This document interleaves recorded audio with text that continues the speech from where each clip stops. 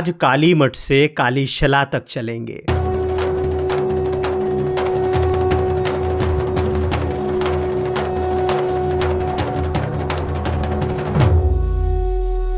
दूरी तो केवल 8 किलोमीटर की है, लेकिन यात्रा का ठाठ निराला है। खड़ी चढ़ाई चढ़ते हुए जहां पग पग पर परीक्षा है, वहीं डग डग पर प्रकृति का परम सौंदर्य भी बिखरा है।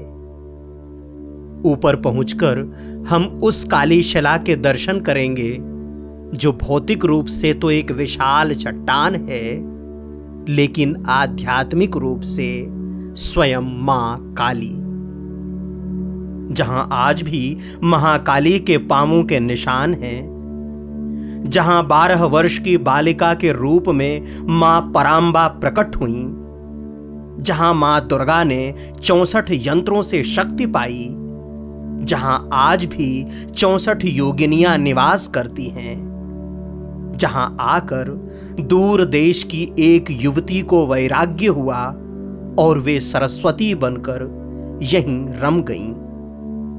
तो चलिए उस काली शिला को प्रणाम करने चलते हैं, जहां से मां भवानी ने दैत्यों को युद्ध के लिए ललकारा था।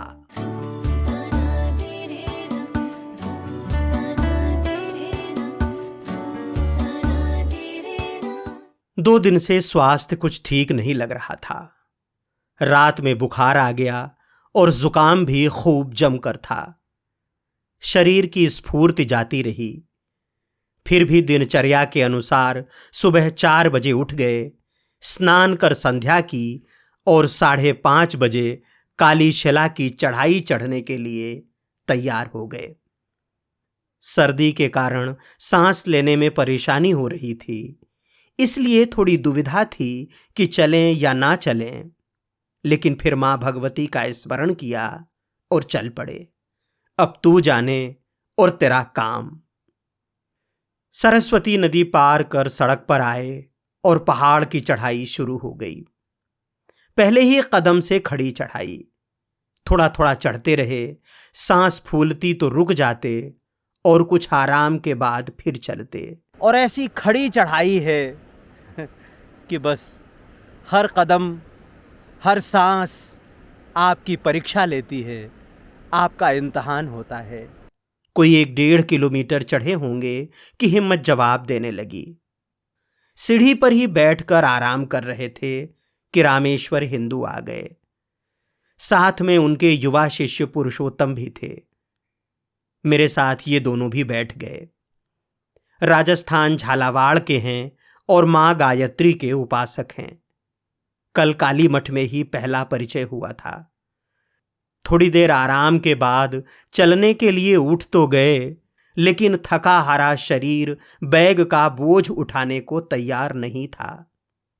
उसी बीच रामेश्वर जी ने कहा, महाराज जी, आपका बैग मैं उठाना चाहता हूं। मैंने कहा, नहीं, बोझ मेरा है, मैं ही उठाऊंगा। उन्होंने जिद की और कहा कि इतनी सेवा का अवसर तो दीजिए। इतना कहते हुए उन्होंने मेरा बैग अपनी पीठ पर लाद लिया। इस खड़ी चढ़ाई में जब लोग अपना ही बोझ न्यूनतम रखते हों, ऐसे में कोई आपका भार अपने ऊपर रख ले, ये किसी वरदान से कम है क्या? भगवती अपनी कृपा इसी तरह किसी न किसी के माध्यम से भेजती है।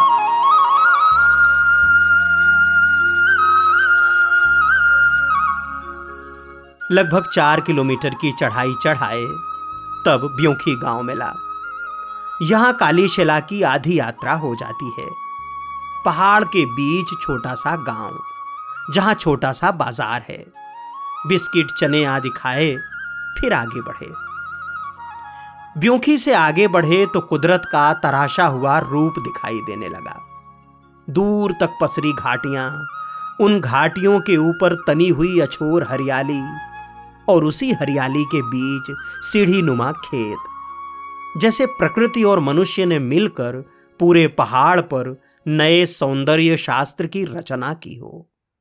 जैसे काली मठ और काली शिला के बीच प्रकृति के रूप में स्वयं परांबा विराजी हों।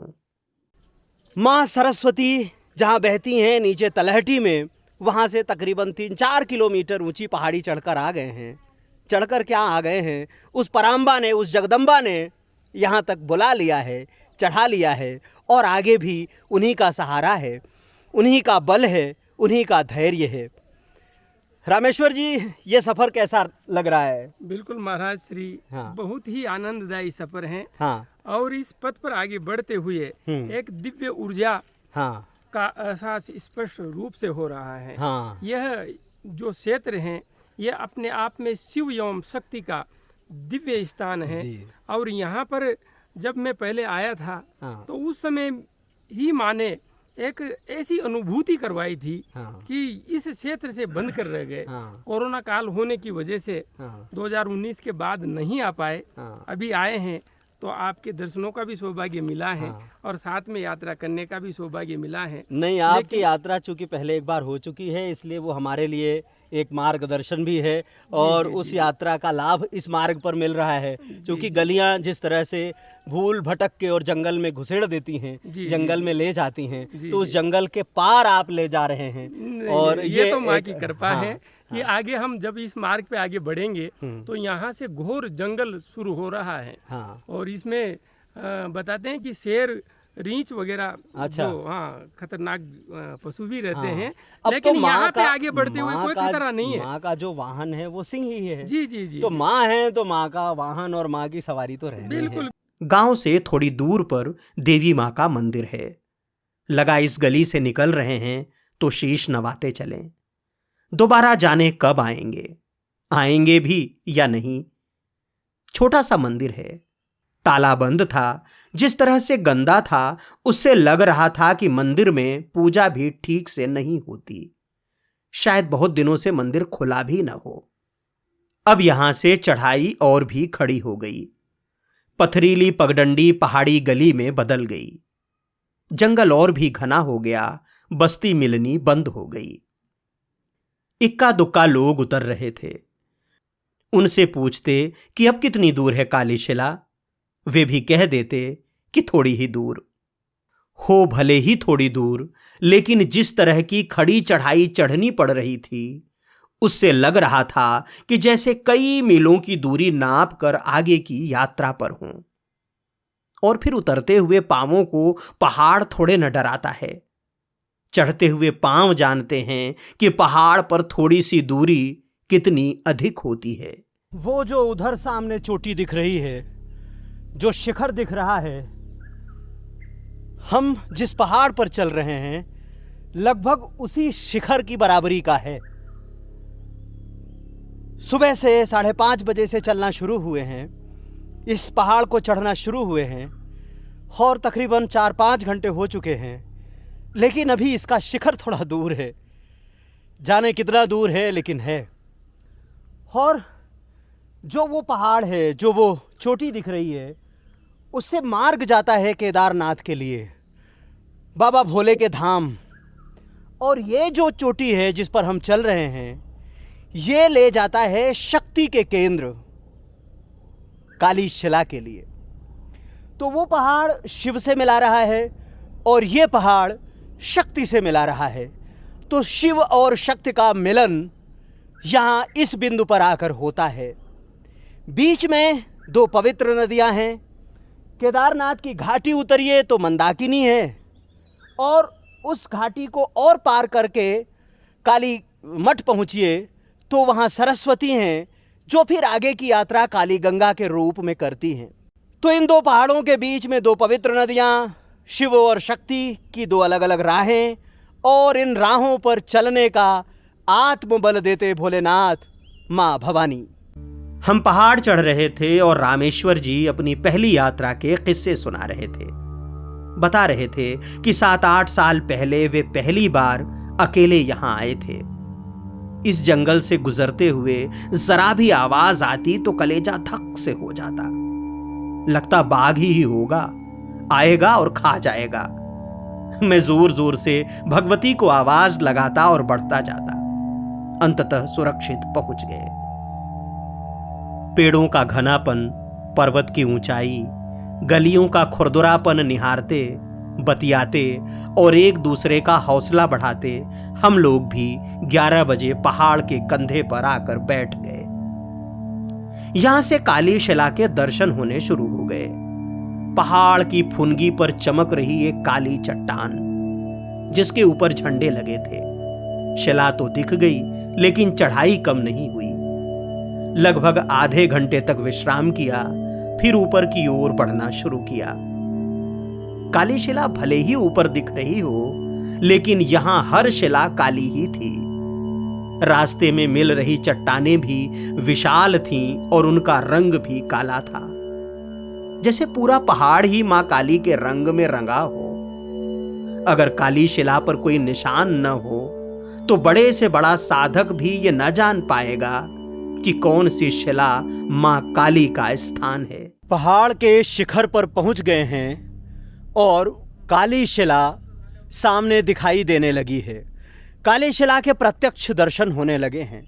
वैसे तो यहाँ की हर शिला काली ही है, और जब हर शिला काली है तो ये भ्रम होना स्वाभाविक है कि कौन सी शिला है जो माँ जगदम्बा का स्थान है, माँ जगदम्बा की जगह है, माँ भवानी की जगह है। ये भ्रम होना स्वाभाविक है, लेकिन ये भ्रम तब नहीं रहेगा जब उस विशाल शिला को देखेंगे, उस विशाल शिला के दर्शन करेंगे जो अपने आप में अनूठी है, अलौकिक है, और उसकी बराबरी की, उसकी विशालता की दूसरी कोई शिला यहाँ नहीं है। तो इसलिए वो शिला अपने आप में प्रत्यक्ष दर्शन है इस शिखर तक पहुँचने का, और साथ ही माँ भवानी के, माँ जगदम्बा के दर्शन करने का। अब आप यहाँ से देखिए, आप अगर देख सकते हैं और दिख सकता है तो वो सामने ये जो पेड़ है, इस पेड़ की ओट में बिल्कुल ऊपर जो शिखर दिखाई दे रहा है, जो शिला दिखाई दे रही है, वो शिला है काली शिला। रंग उसका काला है और ये माँ काली का प्रतीक है और माँ जगदम्बा का स्थान है। देखते हैं वे कैसे शरण देती हैं। यहाँ बुरांश के फूल फूले हुए हैं। ऐसा लगता है कि जैसे इन बुरांश के पुष्पों ने माँ के लिए अपने आप को खिला दिया है और समर्पित कर रहे हैं पुष्प अपनी आराध्या के लिए, अपनी देवी के लिए। ऊपर पहुंचे तो दोपहर के 12 बज गए थे। उम्मीद नहीं थी कि 5.5 घंटे में 8 किलोमीटर की खड़ी चढ़ाई चढ़कर मैया के इस अनुपम धाम पहुंच जाएंगे। धाम सचमुच ही अनुपम है। छोटा सा आश्रम जिसके 2 हिस्से हैं। एक हिस्से में कृष्णानंद गिरी जी रहते हैं और भोजन प्रसाद तैयार होता है। दूसरे हिस्से में मां सरस्वती और गोमाता रहती हैं। यहीं पर बरखागिरी महाराज जी का धोना भी है। एक काली मंदिर है जो मां काली का स्थान है। सबसे महत्वपूर्ण है काली शिला, जिसके दर्शन का सौभाग्य विरले लोगों को ही मिल पाता है। आश्रम में बैग रखा और काली शिला के दर्शन के लिए पहुंच गए।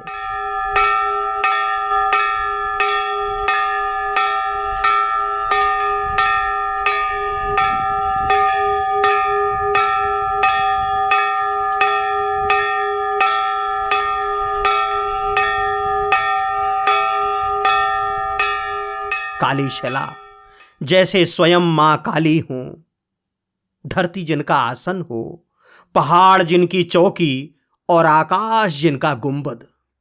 अद्भुत। मध्याह्न का सूरज आसमान में था। सिर पर तेज ताप महसूस हो रहा था। फिर भी इस वैष्णवी पीठ को निहारते रहने की चाह अखंड होती जा रही थी। समीप पहुंचे और स्पर्श किया।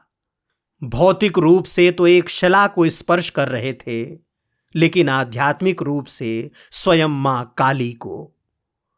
उस ऊर्जा के संपर्क में थे जहां मां जगदम्बा 12 वर्ष की बालिका के रूप में प्रकट हुईं। जो स्थान मां कामाख्या और मां विंध्यवासिनी शक्तिपीठ की तरह जागृत है। अभी कल ही तो काली मठ में पंडित जी इसका महात्म्य बता रहे थे। काली शिला एक पवित्र स्थान है जी। वो वैष्णवी पीठ है जी। और वहाँ पर भगवती ने महिषासुर को युद्ध के लिए ललकारा था और वहाँ पर भगवती सदैव कन्या के रूप में, वृद्ध के रूप में और यौवनता के रूप में दर्शन कर देती है जी। उस स्थान का वर्णन जगत गुरु शंकराचार्य जी ने अपने सौंदर्य लहरी में उद्धृत किया है। चतुष्षष्ट्यातंत्रे सकलमधिसंधाय भुवनम सिद्धि प्रसव परतंत्रे पशुपति। उस स्थान में एक विशाल पर्वत शिला है जी। उस शिला में जब भगवती ने राक्षसों का वध कर दिया था, जो बचे कुछ राक्षस थे, भगवती ने अपने हाथों की प्रताड़ना उस शिला पर मारी और जो बचे कुछ राक्षस थे वो शीशा पाताल मायु हो।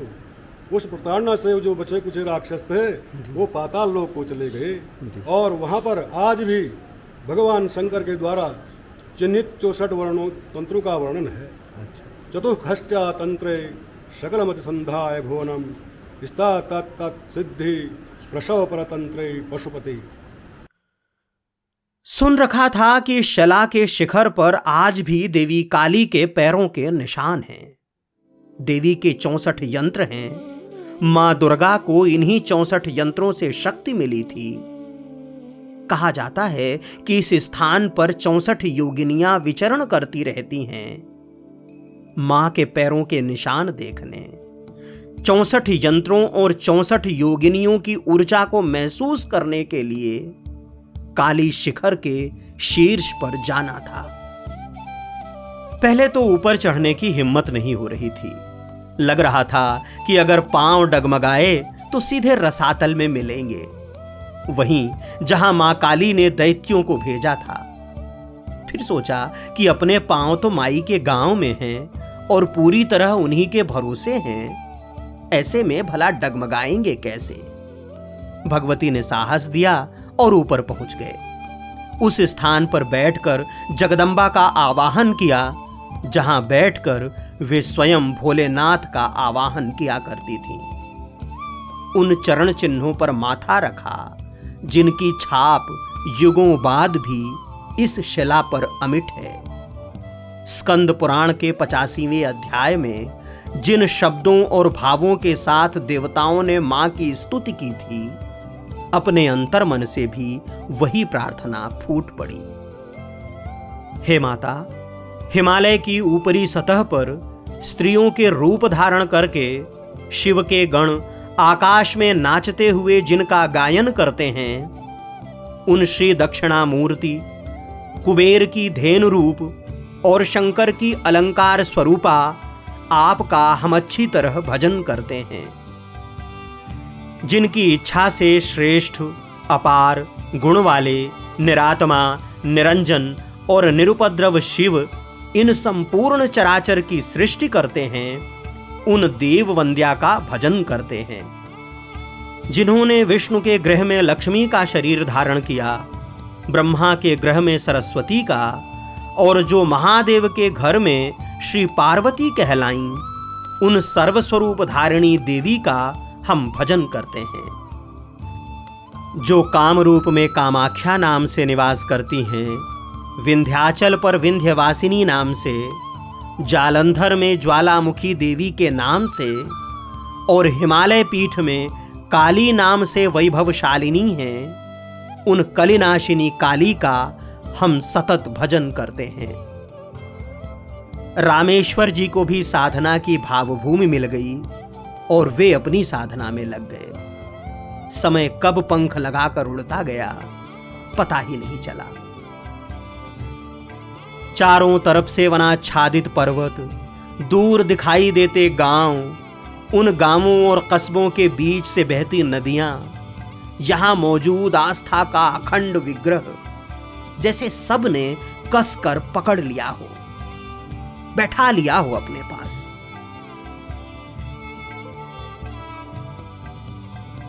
हम काली शिला के शीर्ष से हिमालय का जादुई संसार निहार रहे थे और कृष्णानंद गिरी जी ने भोजन प्रसाद के लिए आवाज लगा दी।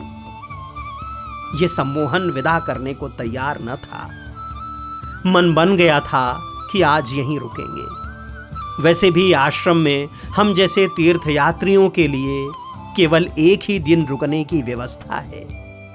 आश्रम के नियम के मुताबिक एक रात से अधिक यहां विश्राम नहीं मिल सकता। रुकना था तब भोजन भी करना ही था। सेव की सब्जी के साथ मोटी मोटी 2-3 टिक्कड़ और चावल का प्रसाद पाया। थोड़ी देर आराम किया और फिर परिसर देखने निकल पड़े। मां काली का मंदिर देखा। काली मठ की तरह यहां भी कोई मूर्ति नहीं है। चौकोर वेदी नुमा मां का एक स्थान है जिसमें ऊपर एक छत्र झूलता रहता है।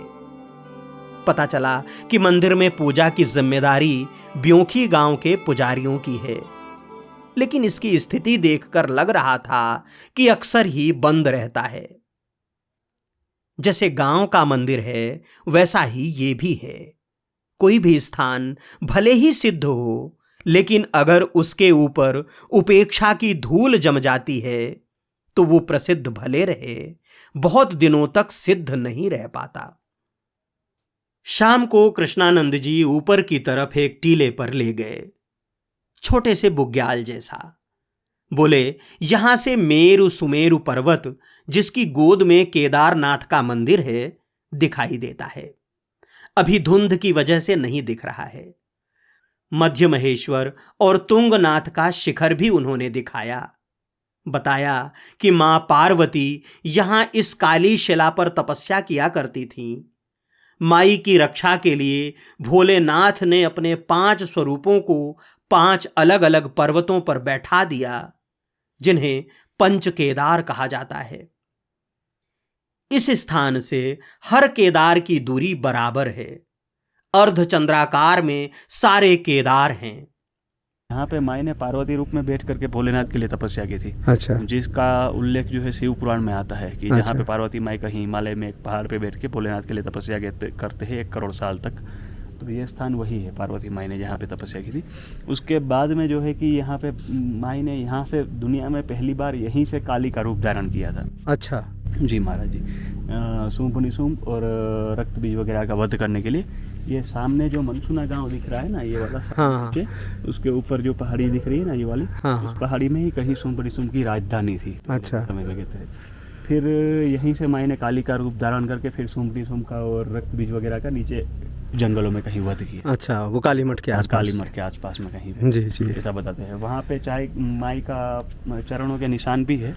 हाँ, पहले वो जहाँ पर वो 2 तरह के रंग लगे हुए हैं, लाल और लाल और पीला जो रंग लगा हुआ है वो है 64 योगिनी यंत्र। अच्छा, वो 64 योगिनी। इस तरफ जो सिर्फ और सिर्फ लाल पिठाई लगी हुई होगी, वो माई का चरणों का निशान है। जी हाँ जी, ऐसा बताते थे हमारे गुरु महाराज। हाँ। और यहाँ के लोग बाग ऐसा बताते हैं। जी जी। यहाँ पे माई जो है कि जब आए तब बाला स्वरूप में आए थे। अच्छा। तो यहाँ पे कोसी के अवतार में भी माई का रूप है। अच्छा। फिर यहीं से कोसी के अवतार में से उन्होंने दुनिया में पहली बार जो है काली का रूप धारण किया था। अच्छा। ऐसा बताते हैं लोग जी। लेकिन मुख्य अवतार माई का यहाँ पे कोसी के अवतार है, तो यहाँ पे कोई भी तांत्रिक क्रियाएं नहीं चलती। अच्छा। यहाँ पे सिर्फ और सिर्फ सात्विक क्रियाएं चलती है। जी जी, साधना केवल सात्विक साधना होती है। केवल सात्विक साधना है। आप मंत्र से भगवती को रिझाइए या तो अपने हृदय के भाव से भगवती को रिझाइए। बाकी आप कोई तंत्र क्रिया यहाँ पे चलती नहीं है। जी जी। ना यहाँ पे पकाया हुआ भोजन चलता है।